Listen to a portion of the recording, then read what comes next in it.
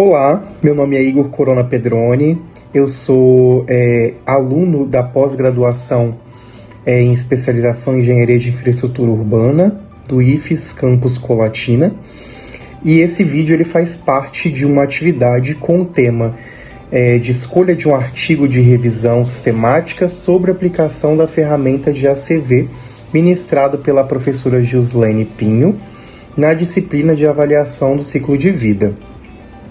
O artigo escolhido para esse trabalho foi o Mudança de Paradigmas nos Projetos de Habitação de Interesse Social, Arquitetura Resiliente e Avaliação no Ciclo de Vida.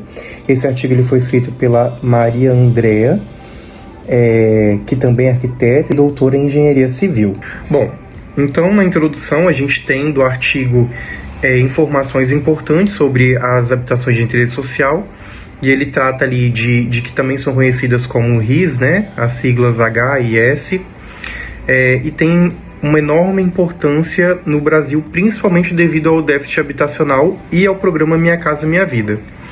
Só que esses projetos, muitas vezes, eles são guiados pelo menor custo inicial, e isso faz com que deixe de lado o desempenho energético, a sustentabilidade, e aí é nesse ponto que o artigo ele busca propor novas formas de pensar esses projetos.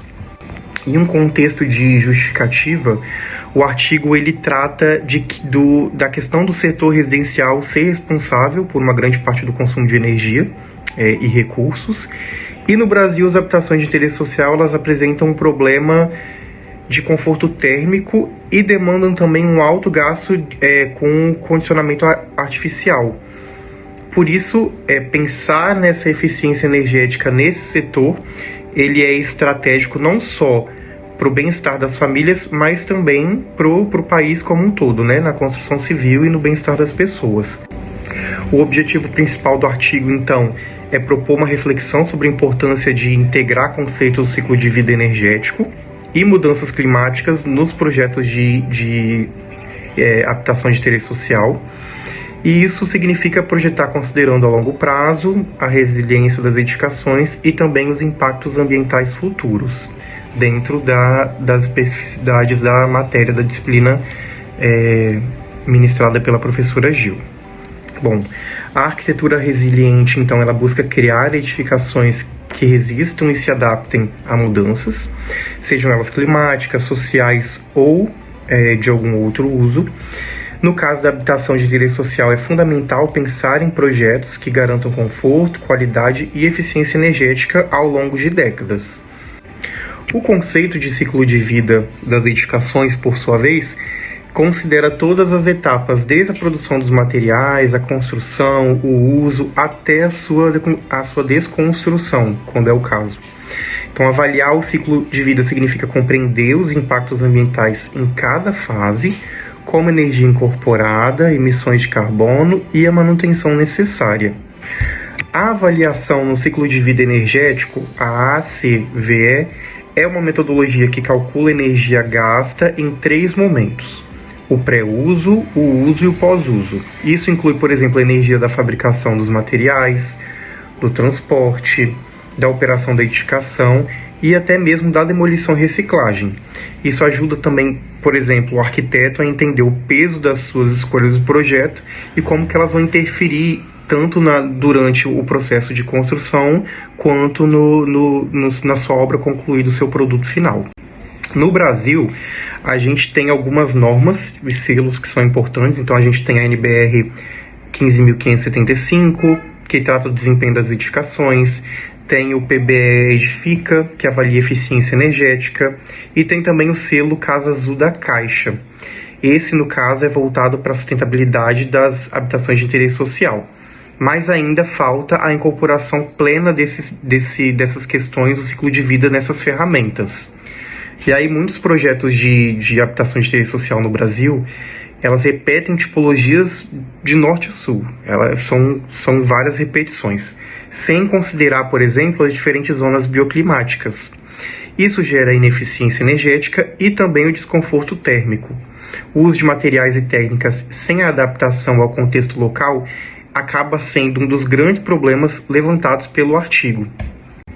Bom, então tendo o estudo de caso da Minha Casa Minha Vida, o artigo ele analisa 108 projetos do programa e o resultado ele mostrou que a maioria apresentava um baixo desempenho termoenergético com a classificação ruim na Etiqueta Nacional de Energia, e isso principalmente nas edificações de menor renda, o que mostra, no caso, uma fragilidade dos projetos replicados. Em relação aos resultados referentes ao ciclo de vida, um desses resultados analisados foi a diferença do impacto energético entre as cidades. Por exemplo, Salvador apresentou maior consumo energético em comparação a São Paulo, principalmente pelo transporte de materiais. E isso demonstra como a localização influencia diretamente no ciclo de vida da edificação. Em relação à envoltória, ou seja, no caso as paredes, cobertura, esquadrias, todos os elementos da edificação, ela tem também um grande impacto no consumo energético, e a alvenaria e a cobertura, por exemplo, foram os elementos que mais influenciaram. Pequenas mudanças projetuais desses itens acaba que sendo como uma conclusão de como podem ser reduzidos essa questão da energia gasta ao longo da vida útil da edificação. O artigo ele também reforça que ao longo de 50 anos, as mudanças climáticas elas alteram o desempenho das edificações. O aumento da temperatura, as ondas de calor e também a umidade, elas exigem uma resiliência nos projetos, e isso acaba levando a se considerar que projetar apenas para o clima atual não é o suficiente.